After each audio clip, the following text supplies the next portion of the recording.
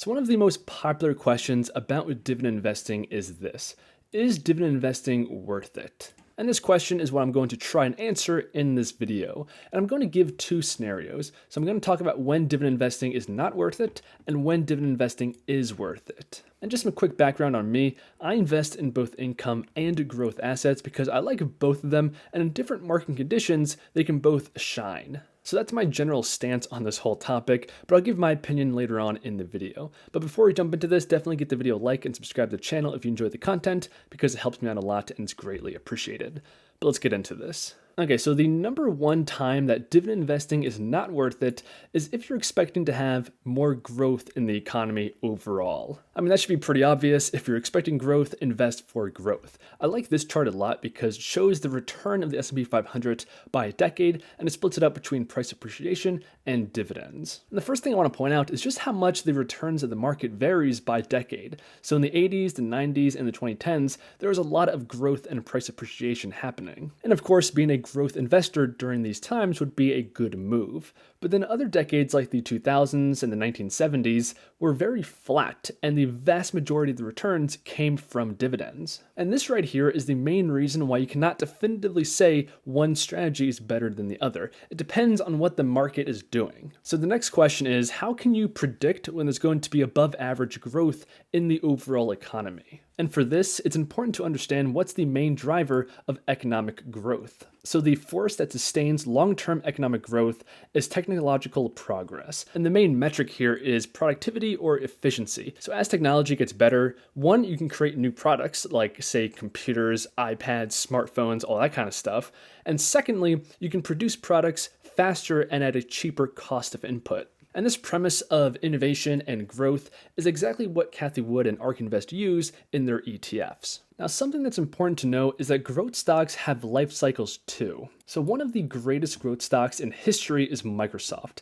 However, even growth stocks like Microsoft can't always go up forever. Between 2000 and 2016, Microsoft stock went absolutely nowhere. And we can visually see that by looking at their price chart. For 16 years, this growth stock, quote unquote, delivered no growth. And if we come back to the blackboard, that leads me to when dividend investing is worth it. And the first point here is not having to time returns, because the volatility or beta of dividend stocks are a lot less than that of speculative growth stocks. And here's the data to back up that figure. So this is the average annual returns and volatility by dividend policy. So this shows that dividend growth companies had the highest overall returns during this period of 1973 to 2020, with an average of 13.2% with a beta of 0.88. And during that same time, companies that do not pay dividends had returns of only 12.8% with a higher volatility of 1.18. And this leads me to my next talking point, which is innovation is not a linear growth path like this. Innovation tends to come in waves,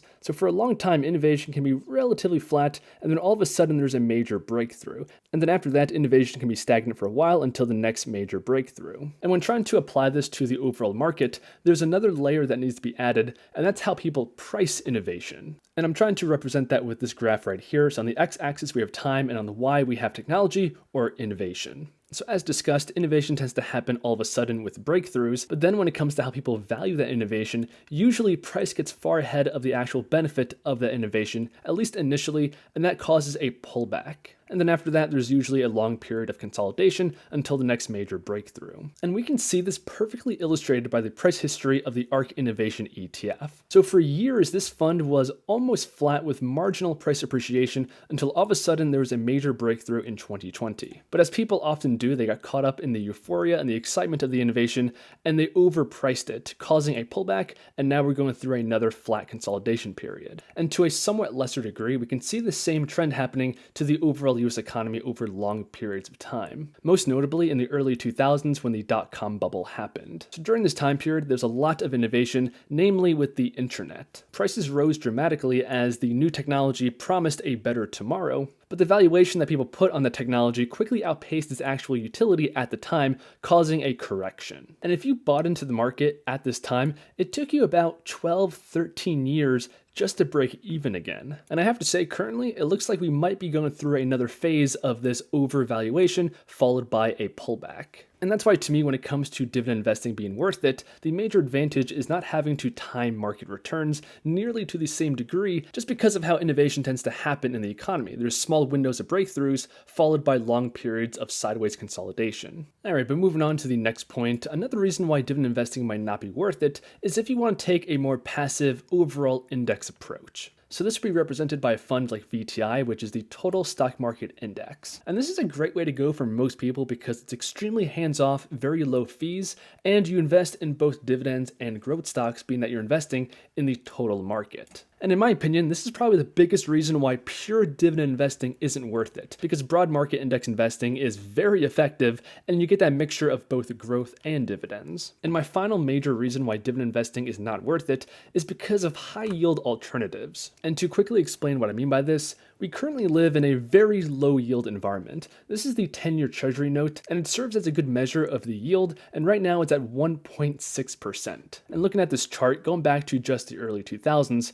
it was around 5%. So this by itself is actually a good reason to be a dividend investor because it provides a higher yield than 1.6%. But if you're just looking to get the highest yield possible on, say, some extra savings, you have other options like BlockFi and Celsius. So these are both companies in the crypto space, and what they allow you to do is to deposit cryptocurrency on their platform and generate a very high interest rate off of them. Coins like USDC and USDT are both stable coins, so they're pegged to the US dollar and they don't fluctuate nearly as much as, say, Bitcoin does. And we can see here that Celsius is currently offering a 10% APY on these stable coins. So that's why I'm saying if you just want to generate a very high interest rate, you do have other alternatives. But finally, my last 2 points on why dividend investing is worth it is consistent competitive returns and the fun factor. So aside from the high volatility of growth investing versus dividend investing, another major misconception is that small caps are always going to perform better than large cap companies. And this chart here fully disproves that because in blue we have VB, which is a small cap ETF, and in green, VV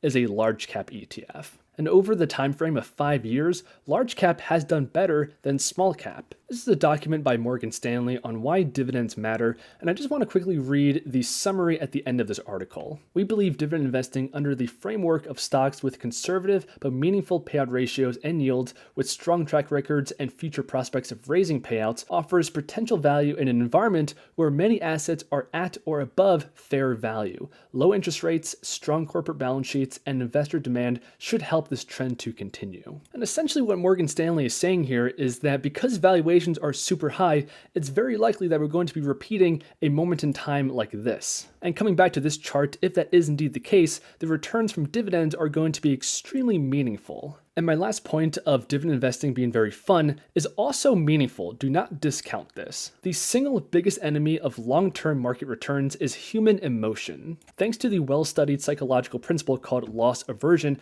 it is extremely difficult for most investors to even match the market if they are only investing in low-cost index funds such as the Vanguard S&P 500 ETF. And simply put, it hurts twice as much to lose $1 as it is to gain $1. This infographic right here does a great job illustrating the different emotions investors have to deal with during different times in the stock market. And the combination of dividend companies having less volatility along with the physical dividend payments you receive definitely help with this. This is the activity page on my brokerage account filtered by dividend payments. And if we scroll through this, we can see all of the cash that my dividend companies and ETFs have directly paid to me over time. And psychologically speaking, this can be an extremely motivating thing. In fact, I can go one step further and filter by investment. So this is JEPI, an income-focused ETF, and we can see the monthly payments that they've been paying me since April of 2021. During this time, the price of this asset has been fluctuating up and down all over the place, but these dividend payments are very steady and they've been growing over time as I've been adding to my portfolio. And I have to say, this is extremely motivating and keeps me holding on to these investments long term. So those are my reasons and perspective on when dividend investing is not worth it and when it is worth it. Definitely let me know your thoughts in the comments down below. If you're still watching and enjoyed, give the video a like, subscribe to the channel, helps me out a lot and it's greatly appreciated. But I'll see you guys in the next one.